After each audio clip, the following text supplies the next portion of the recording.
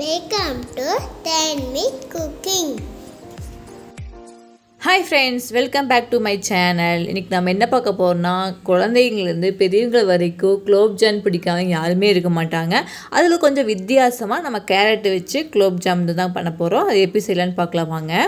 300 gram carrot எடுத்துருக்கேன். அது இது மாதிரி நேராக சீவாதீங்க. இது மாதிரி ரவுண்டாக சீவுனிங்கன்னா அந்த சிறுசாக உழுகும் பாருங்கள். இது மாதிரி சின்ன சாப் பண்ண மாதிரி இருக்கும்.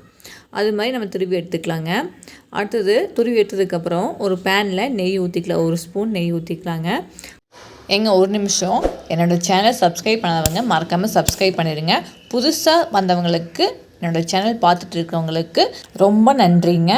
இதே மாதிரி என்னோடய எல்லா வீடியோஸுமே பாருங்கள், சப்போர்ட் பண்ணுங்கள்.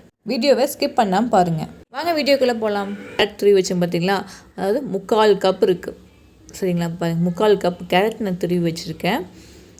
அது பச்சை வாசனை நல்லா போகணும். இதுக்கு மெயினே பச்சை வாசனை வரக்கூடாது. பச்சை வாசனை நல்லா போனதுக்கப்புறம் 1/2 கப் நான் பால் எடுத்துருக்கேன். அதை ஒரு கொதி வந்ததுக்கப்புறம் 3 டேபிள் ஸ்பூன் ரவை, வறுத்த ரவையை சேர்த்துக்கலாங்க.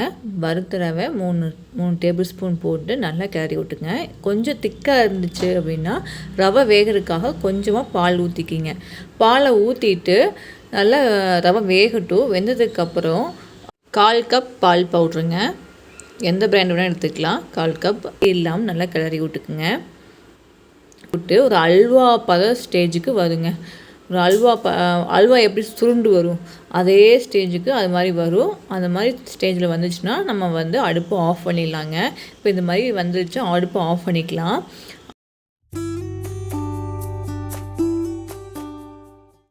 ஒரு பவுலில் மாற்றி வச்சுக்கலாங்க. மாற்றி வச்சுட்டு அது ஆறிட்டு இருக்கட்டும். ஆறினதுக்கப்புறம் பார்க்கலாங்க. அதுக்குள்ளே நம்ம சுகர் சிரப்பை நம்ம காய்ச்சி எடுத்துக்கலாம். சர்க்கரை பாவு நம்ம எந்த அளவுக்கு சர்க்கரை தண்ணி ஊற்றுறோமோ அதே அளவுக்கு சர்க்கரை எடுக்கணுங்க. 1/2 கப் நான் சர்க்கரை எடுத்துருக்கேன். 1/2 கப் தண்ணி எடுத்துருக்கேங்க. நல்லா கரைஞ்சி வரட்டும்.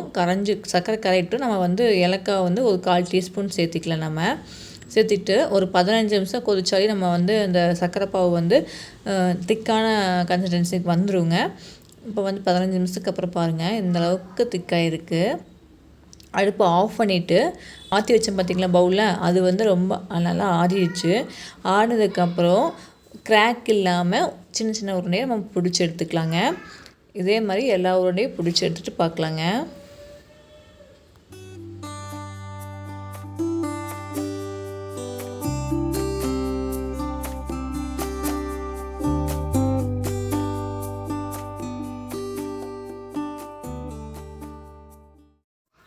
நம்ம எல்லாமே உருண்டை பிடிச்சாச்சுங்க.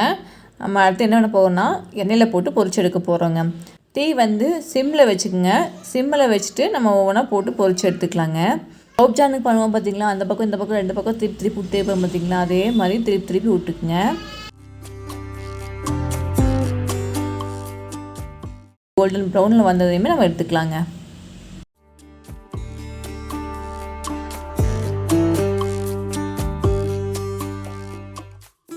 இதே மாதிரி எல்லாமே நான் போட்டு எடுத்துகிட்டு பார்க்கலாங்க.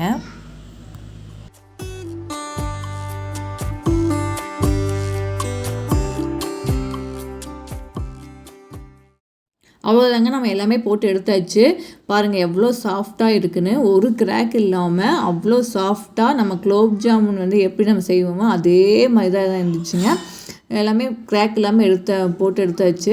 நம்ம அடுத்தது சர்க்கரை பாவில் நம்ம ஒரு நைட்டு ஃபுல்லாக ஊற வைக்க போகிறோங்க. ஒரு 4 மணி நேரம்னாச்சும் நல்லா ஊறணும். அப்படி தான் நல்லாயிருக்கும். இந்த டைம் நான் குழந்தைங்களுக்கு தெரியாமல் அரைச்சி வச்சுட்டேன். அதனால தப்பிச்சிட்டாங்க. நைட்டு செஞ்சு காலையில் தாங்க உங்களுக்கு காமிச்சேன். சூப்பராக இருந்துச்சு, அவ்வளோ ஜூஸியாக இருந்துச்சு. நீங்களும் மறக்காமல் செஞ்சு பாருங்கள். செஞ்சு பார்த்து கமெண்ட்டில் மறக்காமல் சொல்லுங்கள்.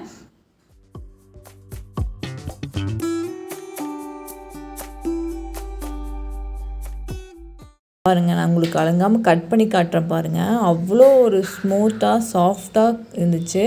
பாருங்கள் எவ்வளோ ஜூஸியாக இருக்குது அப்படின்னு. ஒரு தடவை நீங்கள் கண்டிப்பாக செஞ்சு பாருங்கள். உங்களுக்கு இந்த வீடியோ பிடிச்சிருக்குன்னு நினைக்கிறேன். மறக்காமல் என்னோடய சேனலை சப்ஸ்கிரைப் பண்ணிடுங்க. Keep supporting me. Thanks for வாட்சிங். இதை பிடிச்சினா லைக் பண்ணுங்கள், ஷேர் பண்ணுங்கள், கமெண்ட் பண்ணுங்கள், சப்ஸ்கிரைப் பண்ணுங்கள். பாய்.